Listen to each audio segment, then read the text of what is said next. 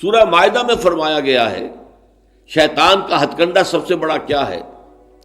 انما یرید الشیطان ان یوقع بینکم العداوۃ والبغضاء، شیطان کا سب سے بڑا حربہ یہ ہے کہ وہ تمہارے مابین دشمنی اور بغض پیدا کر دے. یہ شیطان کا سب سے بڑا حربہ ہے. انسانی اخوت ہے، برادری ہے، بہن بھائی ہیں، اب ان میں رخنے ڈالنا، شوہر اور بیوی کے درمیان جدائی کرانا. یہ آتا ہے ایک حدیث کے اندر بھی کہ ایک دفعہ شیطان جو ہے اس کے بہت سے کارندے اس کے ساتھ جمع تھے، ہر ایک اپنی کارگزاریاں بتا رہا تھا، میں یہ کر کے آیا ہوں، میں یہ کر کے آیا ہوں. تو ایک نے کہا میں شوہر اور بیوی کے درمیان ناچاقی پیدا کر کے آ گیا ہوں. تو شیطان نے اسے شاباش دی کہ تم نے سب سے اچھا کام کیا. اس کی وجہ یہ کہ اس سے پورا خاندانی نظام مختل ہو جائے گا، اور جہاں خاندانی نظام جو ہے وہ خراب ہو جائے تو پھر اس معاشرے کے تباہ اور برباد ہونے میں زیادہ دیر نہیں لگتی. تو یہ در حقیقت شیطان کا جو حربہ ہے ان یوقع بینکم العداوۃ والبغضاء، تمہارے مابین دشمنی اور بغض پیدا کر دے. تو یہ تبذیر اس کا سب سے بڑا ذریعہ ہے.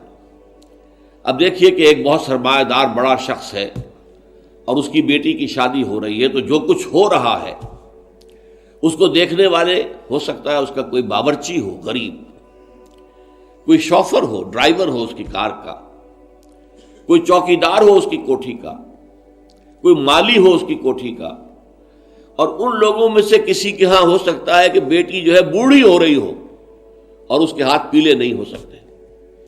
جو معاشرے میں کم سے کم جو تقاضے پیدا کر دیے گئے ہیں شادی کے لیے وہ بھی پورے کرنے کے لیے اس کے پاس پیسہ نہیں ہے. اب یہ سارا جو وہ دیکھے گا ریل پیل دولت کی، اور جو یہاں پر دولت لٹائی جا رہی ہے، تو اس کا نتیجہ کیا ہوگا؟ اس کے دل میں شدید احساس محرومی پیدا ہوگا. ہیوز اور ہیو ناٹس کا ایک شعور اور احساس اور ادراک پیدا ہو جائے گا. یہ مترفین ہیں، ہم محرومین ہیں.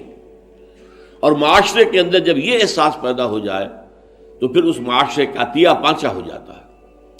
اس لیے شیطان کا جو عمل ہے کہ لوگوں میں بغض اور عداوت پیدا کر دیا جائے، تو تبذیر کے نتیجے میں بھی وہی شے حاصل ہوتی ہے. ان المبذرین کانوا اخوان الشیاطین وکان الشیطان لربہ کفورا. ہمیں تو یہاں تک حضور نے حکم دیا ہے کہ تم اگر اپنے بچوں کے لیے پھل لے کر آؤ تو یا تو پڑوس کے بھی بچوں کے لیے وہ پھل بھیجو ان کے گھر کے اندر.